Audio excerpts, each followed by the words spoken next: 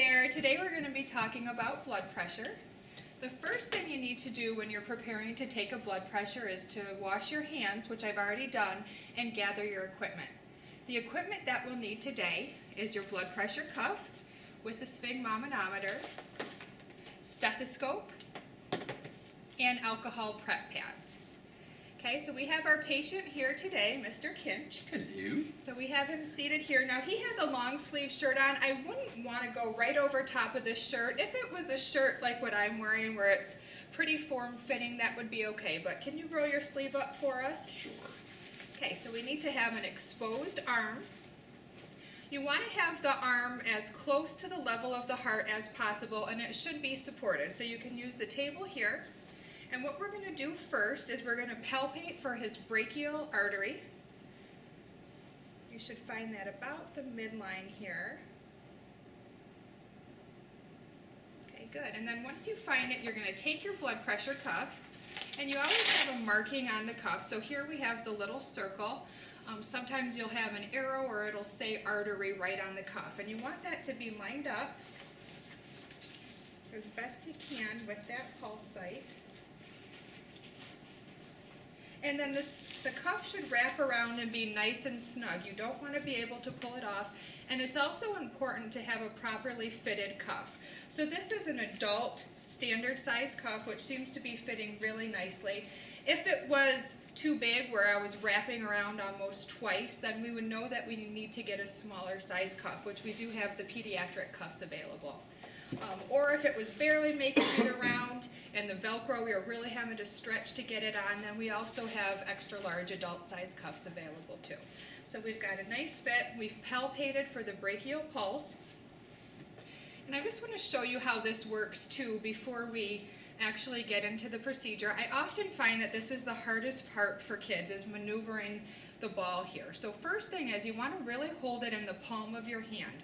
I see a lot of students that hold it upside down, and that makes it really difficult to maneuver. So you want to hold it in the palm of your dominant hand, and then you've got the little valve here that turns to the right or to the left. So righty-tighty, lefty-loosey, we're going to turn it all the way to the right, and you really want to just finger tighten that, okay? Don't take two hands and really tighten it down as hard as you can, because you're not going to have two hands to loosen it. So just finger tighten to the right.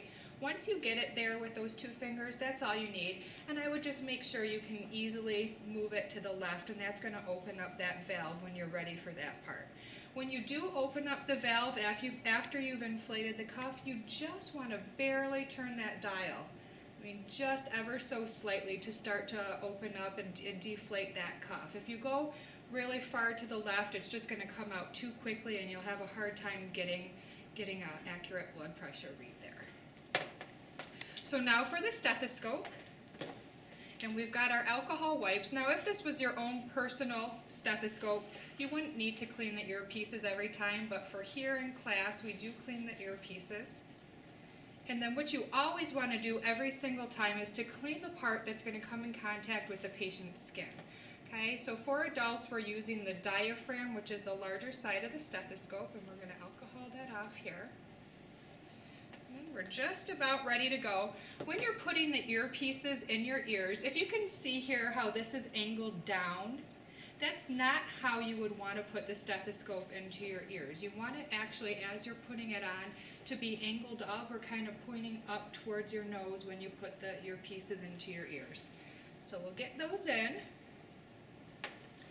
Got my ball, my diaphragm is going to go right on top of that brachial pulse here. And then Mr. Kinch, if you can kind of help me by hyperextending your arm here, especially when you're first learning, it's going to be a lot easier to have that arm kind of hyperextended. If you could just hold it here. There we go. That'll be great. And then we're going to go up, inflate the cuff between 140 and 160, and that's millimeters of mercury. We're going to start to go up here.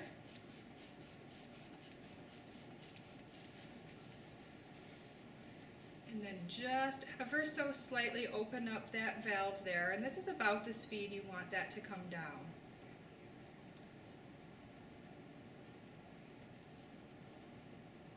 And remember, we're listening for that first prominent beat And that's going to be our systolic pressure. And then that very last beat that we hear is going to be our diastolic. And once you're no longer hearing the beat, you can just open that valve up completely to deflate the cuff. Remove your stethoscope and then take that cuff right off the patient. And then the last thing you want to do is to record. And Mr. Kinch had a perfect blood pressure that we will record here. And then take care of your equipment and wash your hands. Thank you so much.